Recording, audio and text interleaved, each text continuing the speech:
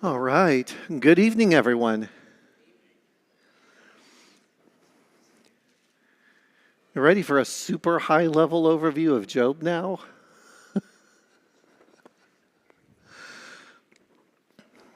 If I could back things up and do this quarter differently, I think I would have compressed Noah into one fewer lesson and given Job one more. As it was, I'd already managed to give Job one more lesson than he was scheduled. But, all right, so we're going to be jumping around kind of a little bit in Job tonight. I'm going to leave things very open-ended. When we were together not last night, we were not studying together last night, unless you just happen to be studying at the same time as me, and then we were studying together in spirit. That's how it works. Now, we were looking over last time the opening chapters of Job. We were looking over Job's 1 through 3, how the adversary went and attacked Job's possessions, his family, his health. We saw Job accept these tragedies with humility. He grieved over the losses. He experienced sorrow. But he was also humble. We saw 3 friends arrive and grieve alongside Job for a period of time. And I admire them for their patience and their solidarity in chapter 2. End of chapter 2, right before chapter 3. But all of that starts to get more complicated once they begin to talk. Before we get into discussion and readings, though, I want to tell you a story. We're going to do a little bit my turn, your turn here. So stick with me a moment. I'm going outside of the book of Job. I'm going back to the 1990s. 1994. Have you heard this one? A lady spills her cup of coffee while she's driving on her lap and gets burned and sues McDonald's for $1 million, and that's why we have warning labels on everything to protect companies from frivolous lawsuits like that one. Have you heard that? What if I told you that that story is entirely false?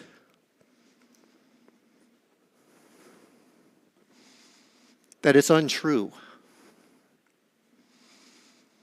The woman involved, she wasn't driving.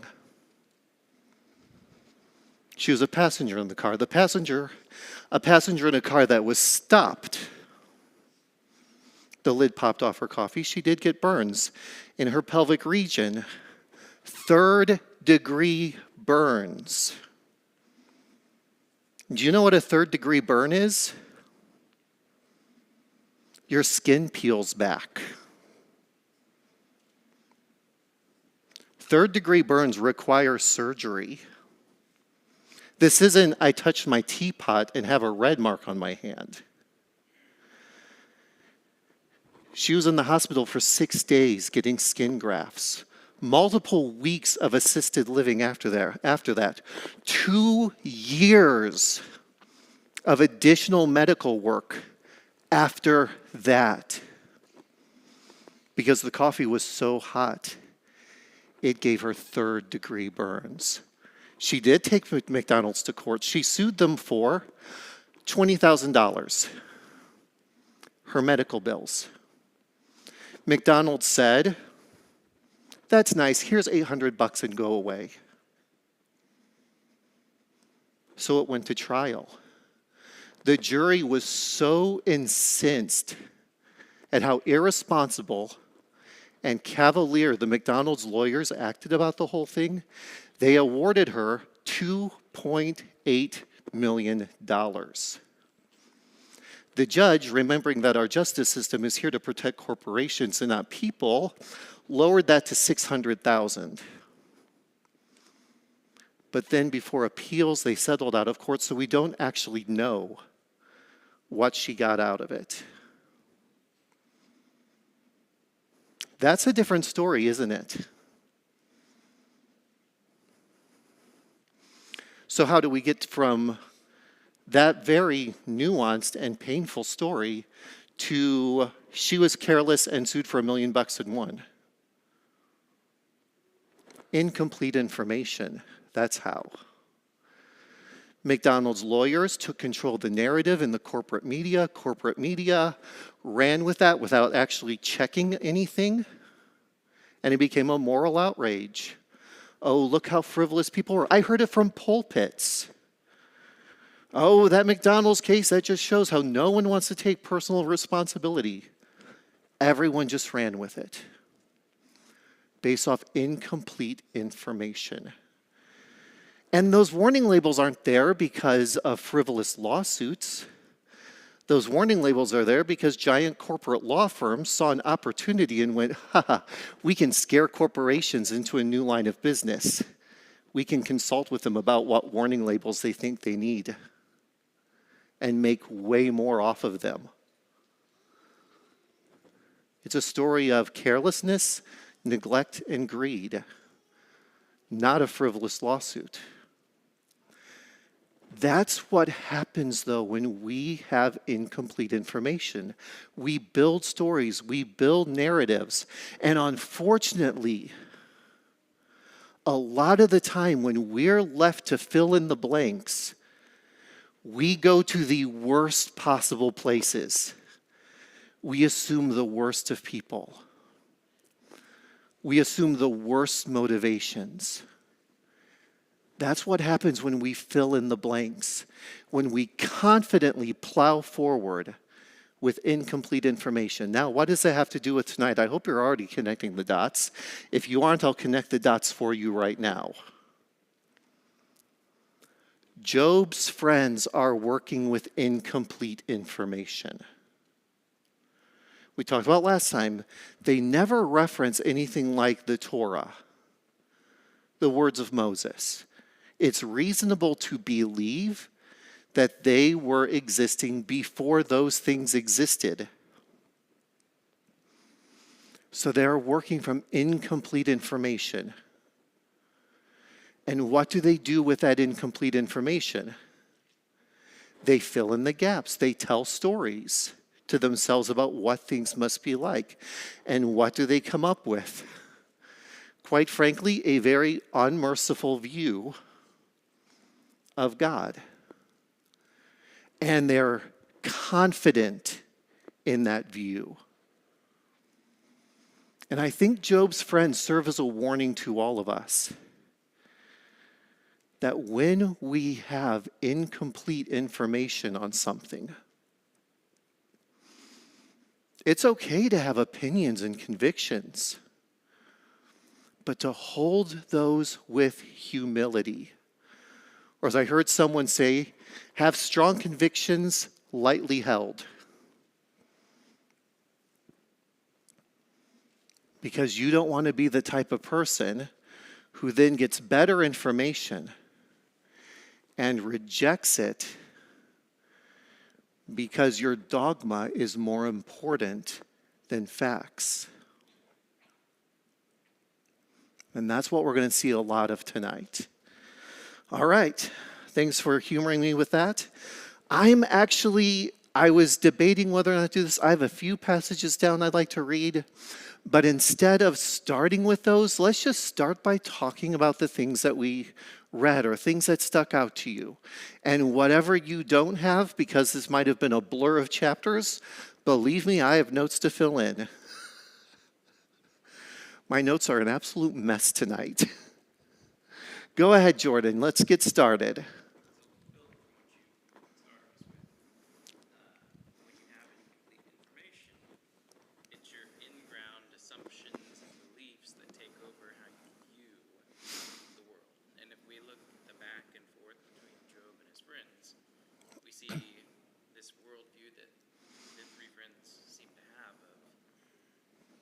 Prosperity, good things, health, all those are dependent upon one's actions. Good actions, good result in life. Bad actions, bad result in life. It's a very, the world is fair kind of mentality. Mm-hmm.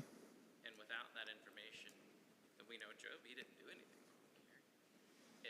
because from their perspective, oh, you must have done something bad.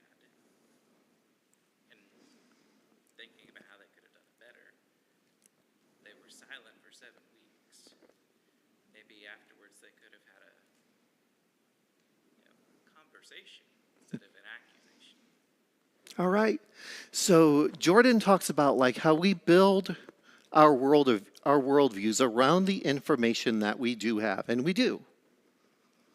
We all experience the world slightly differently from each other because we all come to it with different information, different backgrounds, different experiences that then inform our worldview. You know, when ancient people looked up at the sky and they looked out at night and they saw all those little pinpricks of stars up there, you know what they saw? They saw holes poked into the solid firmament that covered the sky. And that was the light of heaven peeking through those little holes poked in the firmament. You and I see something very different. Sorry, that should have been an adjective, not an adverb there. We see something different because we have more information. When people in the 1300s looked up at the sun, they said, there's that big orb of light up there that circles around the earth because we are the center of the universe. God created us, and therefore we have to be at the center of the universe, and everything orbits us. And then Galileo came along and said, I think that's different.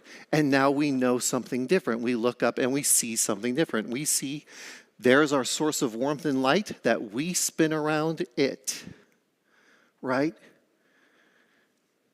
We see the world that Job's friends see through their lenses, through the information they have. And as Jordan was saying, it's a world that ideally looks kind of fair, to tell you the truth. Good things happen to good people, bad things happen to bad people, the end. Now, as a truism, and I can just get nods on this one, can bad choices lead to bad consequences? Yeah. I walk up to the iron when I'm 5 years old. I think it looks really shiny, and I stick my hand on it, and it hurts. And now I know that I don't touch things just because they're shiny. That's a silly example. I didn't want to do anything more traumatic. Tonight's going to be traumatic enough with what these people talk about. Bad choices can lead to bad outcomes. Can good living lead to good outcomes? But can you do everything right, so to speak, and still have a bad outcome? Biggest lesson from the sitcom The Office.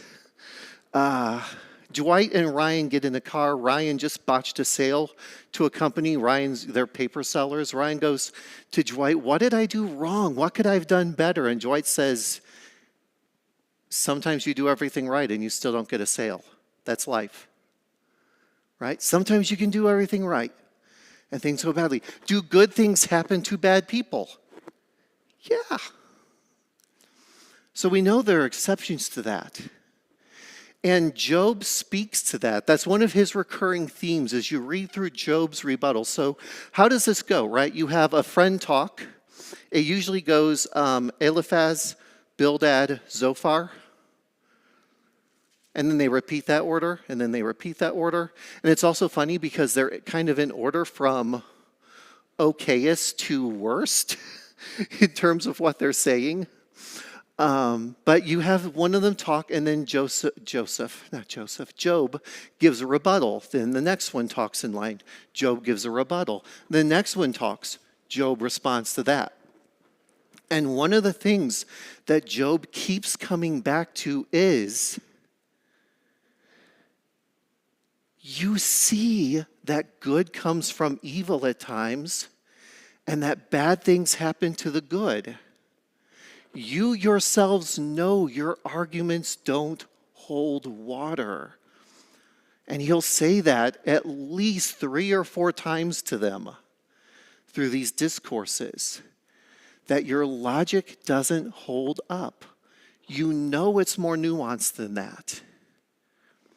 But it's so tempting, it's so easy to just want to simplify it down to, well, good things happen to good people, bad things happen to bad people, and that's it. Jesus says the rain falls on the just and the unjust. All right, there we go. Cool. Thank you, Jordan. So that's a good premise for some of the things that the friends say. What else do you want to talk about from these chapters tonight? Do you want to talk about a chiasm? Oh, we'll get there eventually. Glenn, if Glenn were here, we'd already be talking about the chiasm. He's very excited about it. Go ahead, Dave. Yeah, at one point, Job, I think it was in chapter 23, Job starts talking, and I'm thinking about, well, maybe there was something that I did when I was younger, right? That God is now punishing me for. But he was trying to talk through that, and he didn't really, in the conversation, you could tell he didn't really buy it, but he was just wondering, what could it be, what could it be?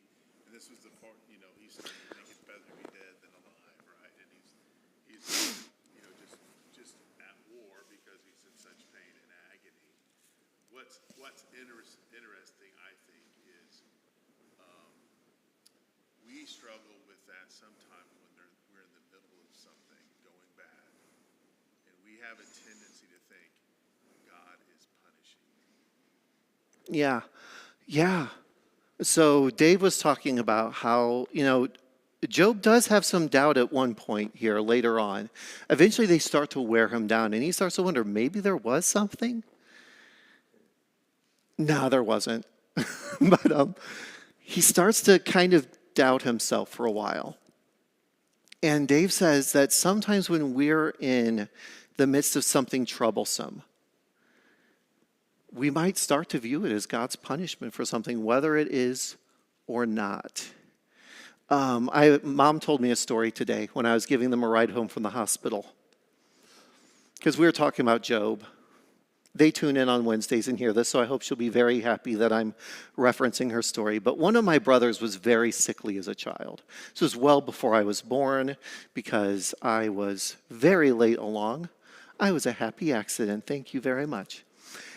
And he was very sickly. And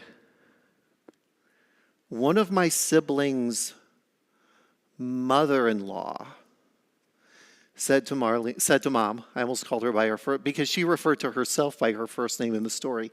She said to my mom, well, don't you think your child is sick all the time because of your own sin? Welcome to Not Learning the Lessons of Job 101. But it's easy to fall into, isn't it? It's easy to fall into. Go ahead, David. Interesting in chapter 6 and 7 that Job, bearing all these things, thought he would just soon die. Yeah. Okay, so this is a recurring theme in Job's responses. The tone of it changes as we go, and it's interesting. Like, there's this inverse relationship between Job's seeming hopelessness in his own life versus his hopefulness for a life to come. We don't see it yet in Job chapter 6, but David was just talking about one of the things he found interesting is, and we saw this in Job's very first speech that we read on Sunday too, that Job starts to look forward to the idea of death. I mean, content warning, he's not going to bring it about by his own hand. But he's kind of hoping that God finishes the job. And at first, it's just bleak. But then when we get into the second set of discourses, around verses 16 and 17, and then chapter 21, and again, chapters 23, 24, around there, Job starts saying, maybe I'm going to even go to my grave with all of you thinking these horrible things about me. Maybe everyone is going to think I'm the worst of sinners up to my dying day, but I know that my Redeemer lives and that in the end, he will vindicate me, that there is hope beyond this life. And whereas one of his friends, I think it might be Bildad, yes, it's Bildad, starts his first argument like he's a judge in a court case. Job says, there's a greater judge, and he will vindicate me. I may not understand what's going on right now. And to tell you the truth, I kind of want to have words with him. But I know that he will restore me. I think that's an amazing proclamation of faith, because in the chapters that we've studied so far, and I do want to be very careful there because, depending on when this landed, it might not be chronologically the first. But in the chapters we've studied so far, this is the first time in the book of Job here that someone starts talking about life beyond this life. And I just think that's really cool.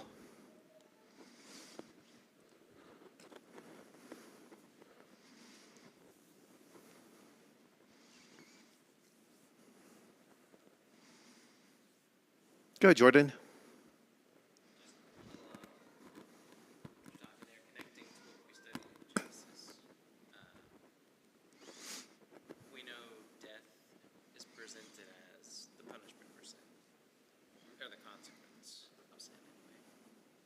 And I think this is the first instance also, chronologically, that we see death viewed not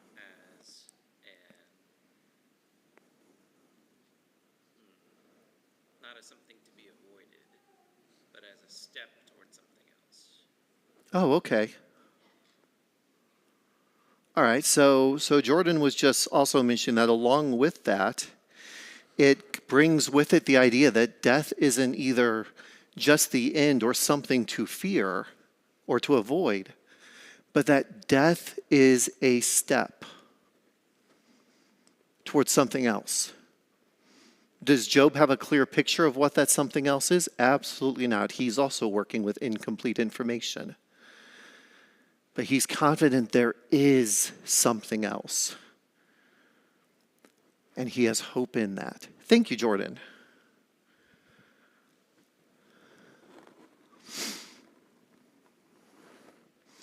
So Job is set up in, at least in some people's opinions, you could debate this a little bit, but in something of a chiastic structure. And us Bible class teachers, we love our chiastic structures because it's just so much fun. In fact, you could even put chiasms inside of chiasms in Job, and then you get into chiasmception, like, Inception, the dreams. Okay, anyway. But the center of the chiastic structure to the book of Job, where basically you have like the beginning with Job's wealth, then like the fall, then you get the arguments and Job's rebuttals, then you get to the center part, then you get Job's rebuttals again, then you get one more set of arguments, and then you get back to Job's physical state and a restoration of his wealth. That middle bit is chapter 28. All right, let's look at chapter 28 for just a sec.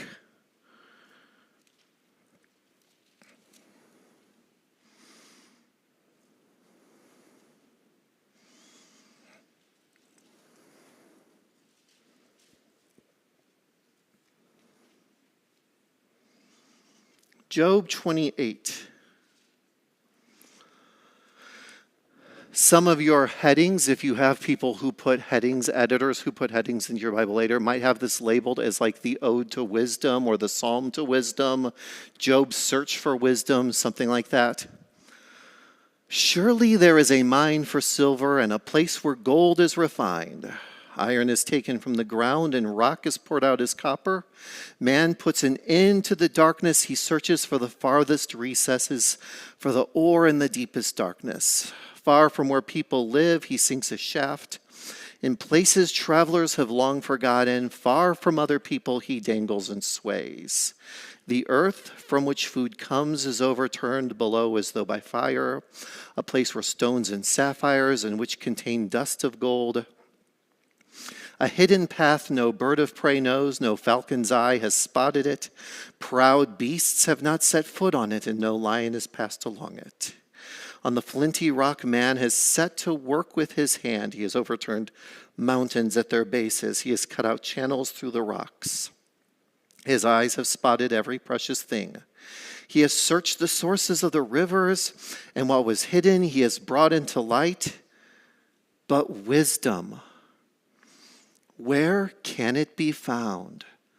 Where is the place of understanding? Mankind does not know its place. It cannot be found in the land of the living.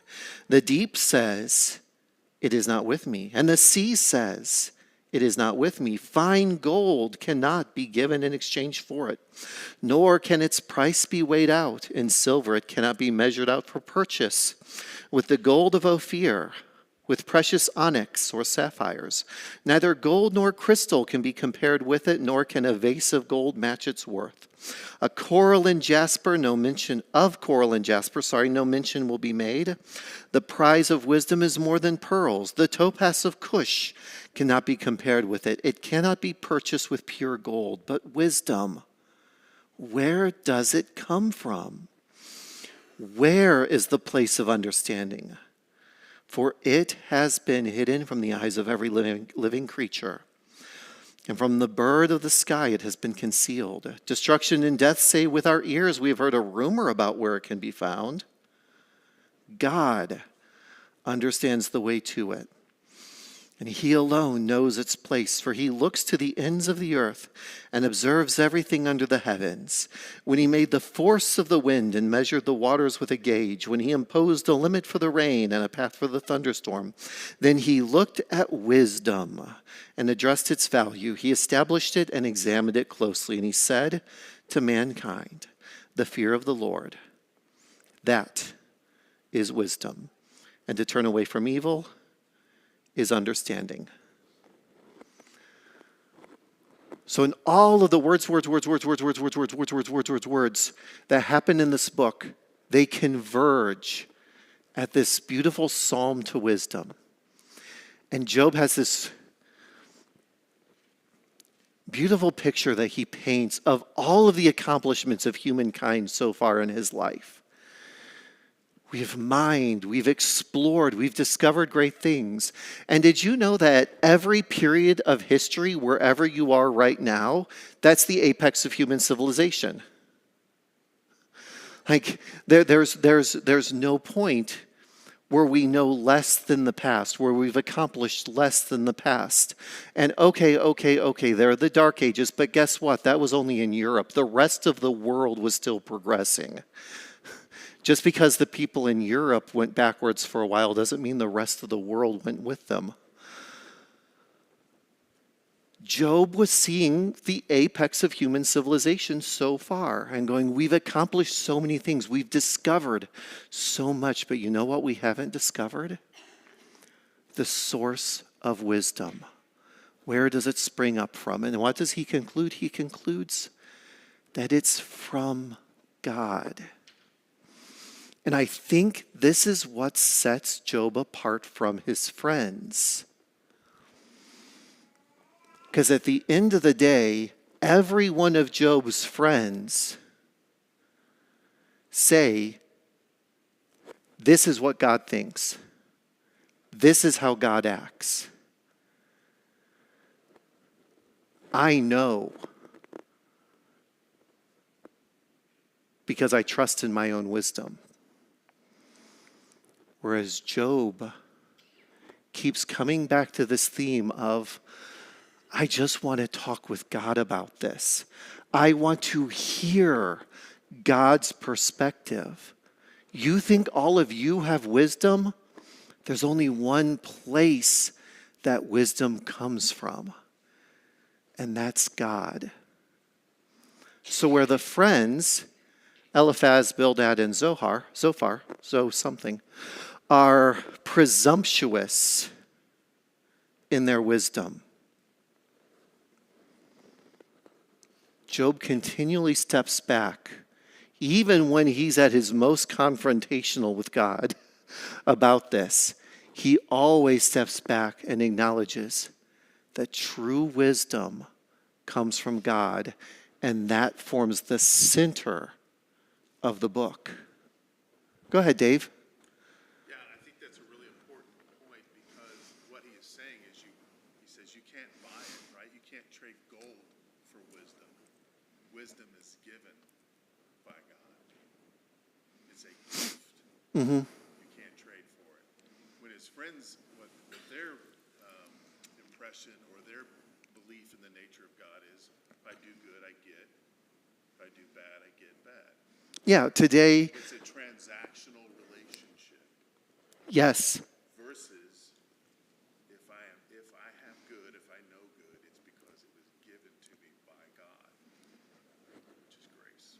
Yeah, so Dave was coming back to the theme in that chapter we read, that you can't do anything to earn wisdom, that it is a gift. And that Job's friends had it backwards. They thought, if we do these great things, if we earn it, if we merit it, then God will grant his gifts to us, as opposed to God grants his gifts to us so we know to do good. I believe Dave used the word transaction in there, and that's a word I've come back to a lot in my studies as well. Walking with God is relational, not transactional. But oh, do I sometimes feel like Job's friends, in that I want to merit God's goodness in a transaction, because that's a lot easier to process than a relationship is. Go ahead, Jordan.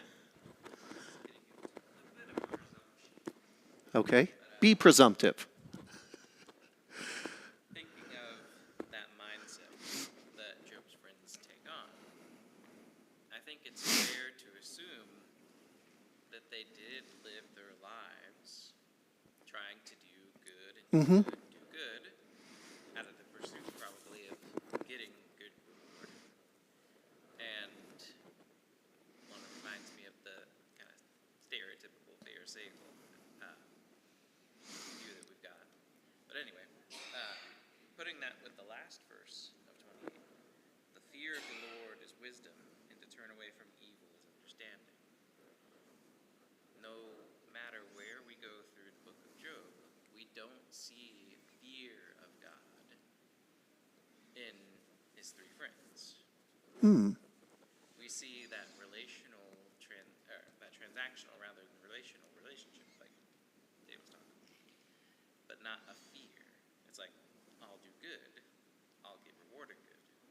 And it's not until the very end, when God himself makes his appearance, I think we get a hint that they might finally be starting to get some wisdom, because they go and do what God says to have Job pray for them and all that at the very end of Job. Okay, yeah, so Jordan was honing in on the fear of the Lord there at the end of Job chapter 28. That reverence, that all-encompassing wonder. And he says that while he believes that Job's friends probably tried to live good lives based off what they were saying, and I don't think there's any reason to doubt that. Again, we already see evidence from the very beginning of Job that they're probably pretty stand-up people. Like, as much of the book spins on their kind of bad arguments, I do also want to step back and say some of their arguments make a little bit of sense from a purely uninformed standpoint, and I don't want to criticize them too much for that. And also, like, they sat with Job for a long time there before any of this happened, right? So yeah, they probably tried to live good lives. However, what he doesn't see in their arguments is that wonder, reverence, fear of God. And you know, in a lot of ancient polytheistic cultures, not all, but most, gods existed to mess with humankind. That's basically it. Sometimes they created humankind and then promptly started messing with humankind. Because what are you always doing? You're giving your sacrifices, you're burning your incense, you're going to your rituals. Why? To appease the gods, to keep them from behaving capriciously or vindictively or maliciously towards you, the lesser creature, who's just a plaything to the gods, right? So it would not be out of the scope of possibility that these people had already been exposed to this kind of view of the divine as having it out for you. But the picture that the Hebrew Bible and then through Christ, the New Testament paints of God, isn't a God who's out to get you. It's a God who's overwhelmingly on your side. And it's a very different approach to how we view our relationship with God than living in constant, not fear, reverence, and wonder, but fear, paranoia, and kind of resentment. All right, so as you read through Job, or as you're reading, I hope you noticed that there's an escalation on the part of the friends, isn't there? I mean, Eliphaz's first argument is downright gentle, actually. He never really, in his first argument, comes out and says, Job, I think you're in sin and that's why this is happening to you. It's the subtext of what he's saying. But he starts with Job. So many people have learned from you. You've been an encouragement to others. You've been an encouragement to me. You've taught people the ways of God, but now that it's happening to you, you mourn about it, and then things go a little bit downhill. But Eliphaz starts out downright gentle. He actually kind of builds Job up first. He starts the whole compliment sandwich thing, you know, only he never gets to the second piece of bread. He starts out kind of nice, but then Bildad comes in, and he immediately takes a harsher tone in chapter 8. And his accusation isn't so much that Job is hiding sin of a physical, overt nature. It's that Job is self-righteous. He says to Job that he has too much confidence in himself. You think you're righteous? That in itself is a sign of sin in your life, because you think too highly of yourself. I'm paraphrasing, right? And then Zophar comes along. And Zophar just gets downright accusatory and says in chapter 11 that Job is only getting a fraction of what he really deserves. That he's got to deserve so much because there's all this hidden sin in Job's life. And then this continues because Job keeps coming back, and he says that he knows he's innocent before God. At one point, he's going to ask them, go and speak to anyone who's had dealings with me. Ask them if I've shortchanged them. Ask if I've ever mistreated a servant. Ask if I've ever even looked unfaithfully at another woman. And he's entreating them to look at his life and see if their accusations make sense. David.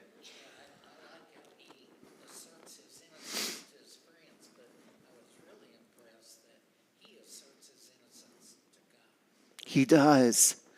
So David said he also asserts his innocence to God.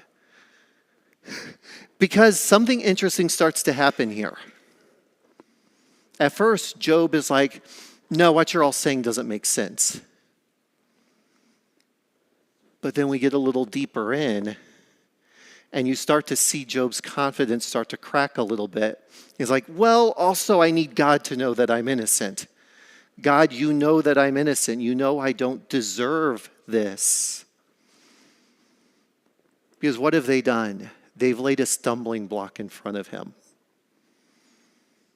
They came to comfort him, and instead they're starting to lead him down a path that could actually lead him away from God. There are glimmers in here where Job looks like he's starting to buy into their theories before he comes back out of it. And like, no, that's not right. That doesn't make sense. But there are cracks in the armor. And that's when the book kind of gets the scariest in terms of how this is going to turn out for Job. Are they actually going to accidentally succeed in making him guilty of all the things they say he's guilty of? Is his confidence in God going to falter?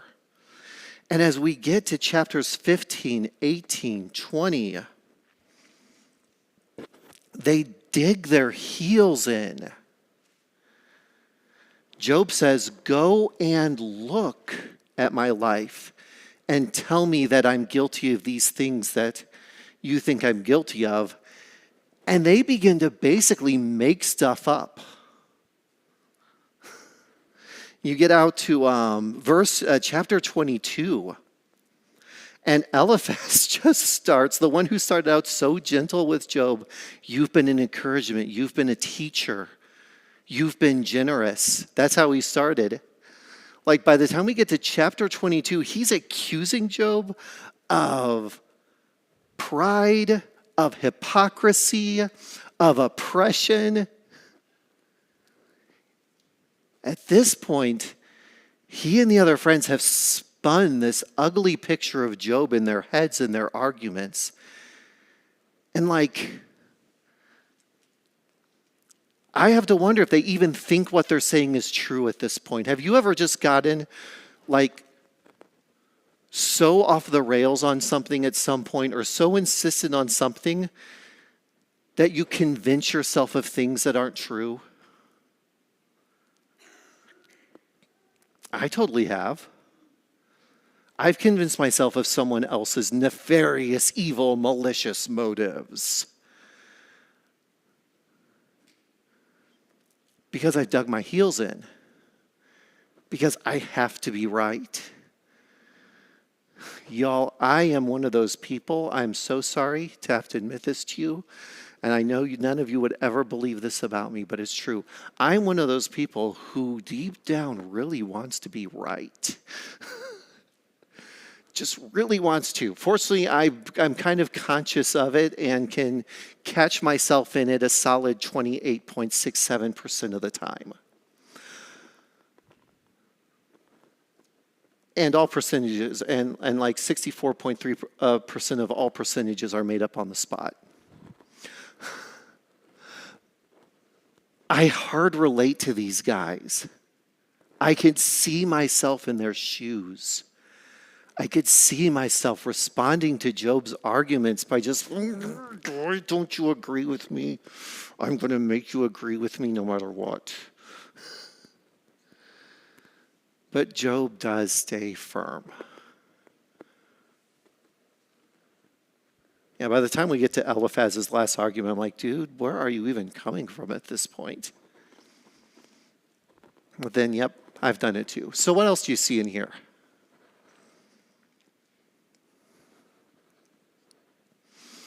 Before we run out of time, do we want to talk about Elihu at all? Elihu, the strange random character, 3/4 of the way through Job, who doesn't get mentioned at all when anyone arrives, and who doesn't get mentioned at the end, and who Job never actually talks to. Anyway. And before that, though, so Job gives his talk about wisdom, but after that, Job actually keeps talking for a bit. Depending on your translation, it'll either be Job continued his speech, or interestingly, some translations will say Job continued his parable. When Job talks for an extra long time, the author will denote a break in his speeches by that, and I think it's really interesting, and I wasn't able to find anything too deep on that, but after he talks about wisdom, Job covers 3 particular topics in his continued parable or speech. In chapter 29, he reminisces. He thinks about his happier days. Life was better than this. And he portrays himself as a man of integrity who championed justice, who uplifted the poor.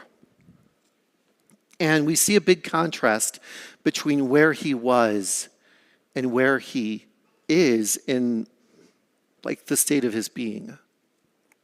Going from reminiscing, he then goes into lament in what we have down as chapter 28, but it's all one big speech by Job. So he moves from reminiscing about the good days, which weren't that long ago, which was last week, the good days. And then he laments his current state of misery.